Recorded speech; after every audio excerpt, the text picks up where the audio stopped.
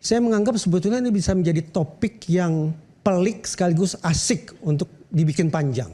Ijazah ini? Sepanjang tetap berada dalam koridor diskusi saintifik. Oke.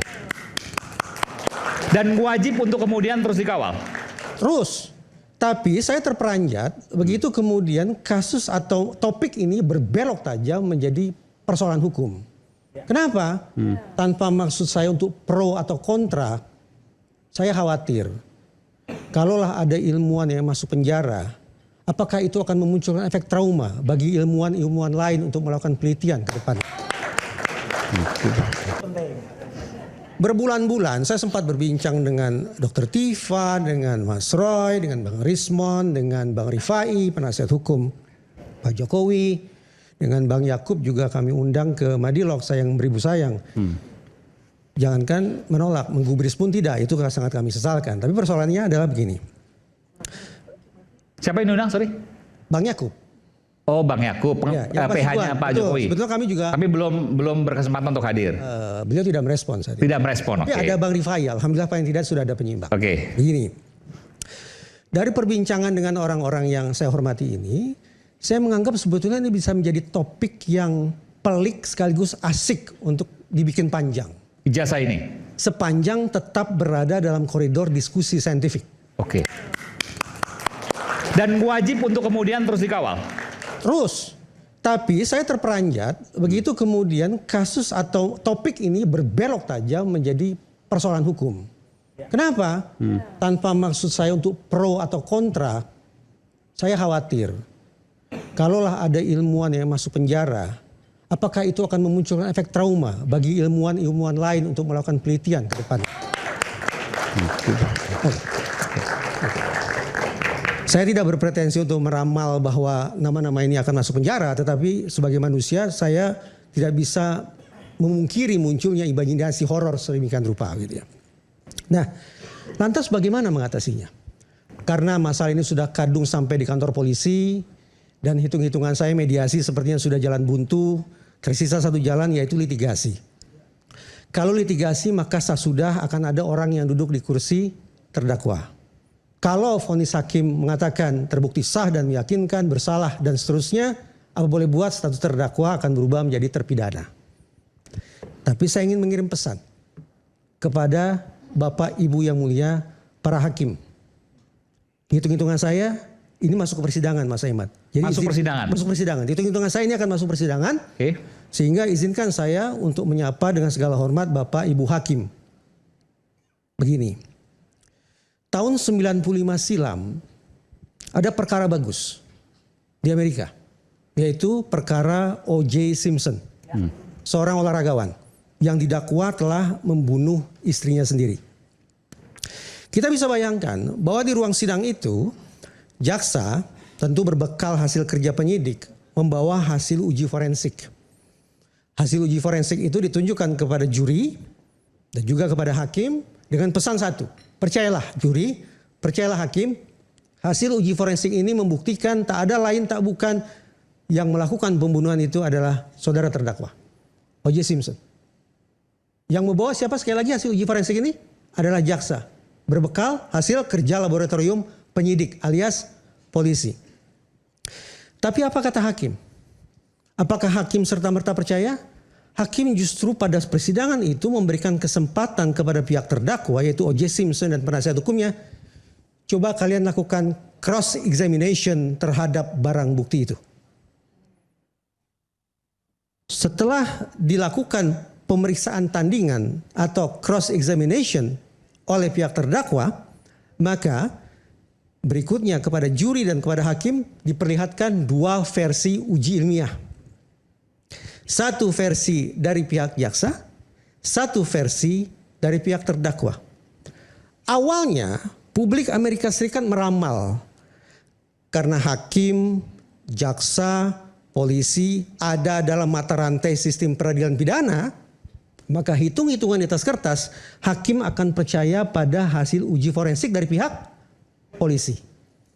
Tapi boleh percaya boleh tidak, terjadi kegegeran luar biasa. Karena ternyata hakim mengatakan, juri juga mengatakan, barang bukti yang sudah dilakukan uji forensik oleh pihak penyidik mengalami 3C. Compromised, sudah diatur sana, dicocok-cocokkan ke sini dan seterusnya. Corrupted, sudah dipotong di sana, dipenggal sini dan seterusnya. Dan yang ketiga, contaminated, bahwa barang bukti itu tidak lagi steril tapi sudah terkontaminasi. Hilirnya apa? Ternyata juri, hakim lebih percaya pada hasil uji forensik yang dilakukan oleh pihak terdakwa. Vonis hakim apa? Bebas O.J. Simpson. Ada 3 pembelajaran penting dari perkara atau dari persidangan O.J. Simpson ini. Pertama, apa yang diperagakan di ruang sidang itu menjadi salah satu persidangan yang meletakkan dasar bagi psikologi forensik untuk membangun efficacy norma efficacy.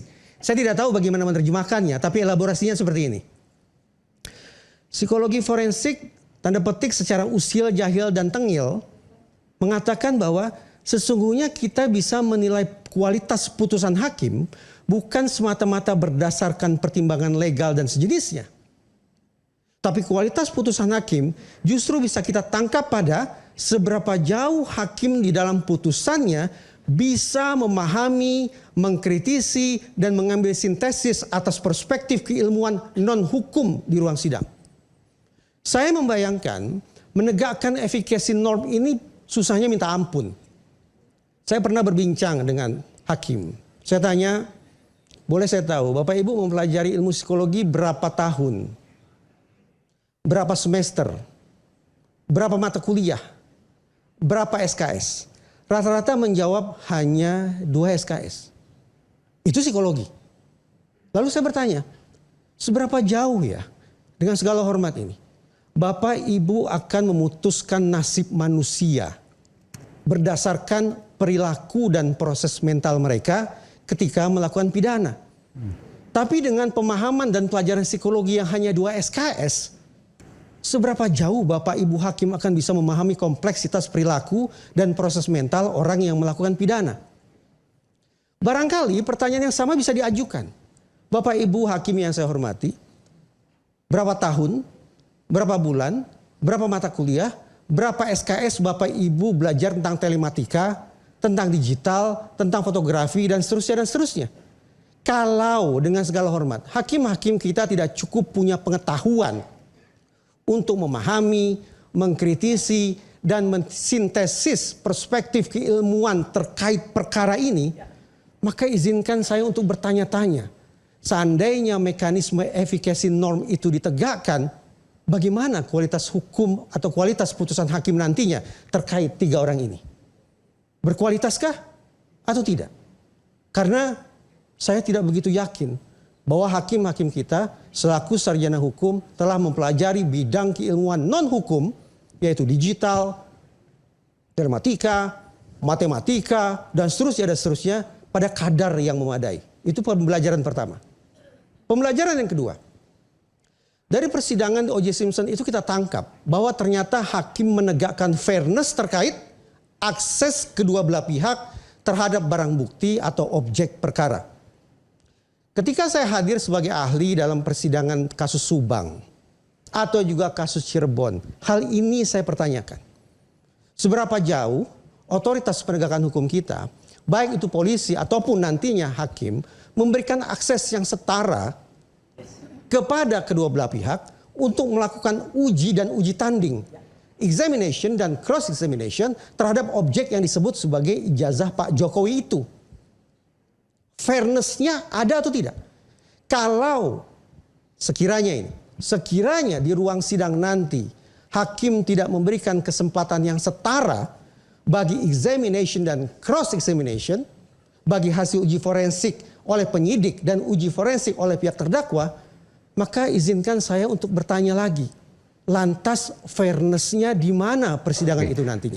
Saya bertanya ini, apakah pernah dilakukan uji pembanding forensik oleh pihak luar? Saya tidak Indonesia akan pukul rata, tapi dari persidangan-persidangan yang pernah saya hadiri sebagai ahli, harus saya katakan tidak ada cross examination. Tidak ada atau tidak pernah ada? dari persidangan yang Ya. saya hadiri sebagai ahli, Tidak pernah ada. tidak ada.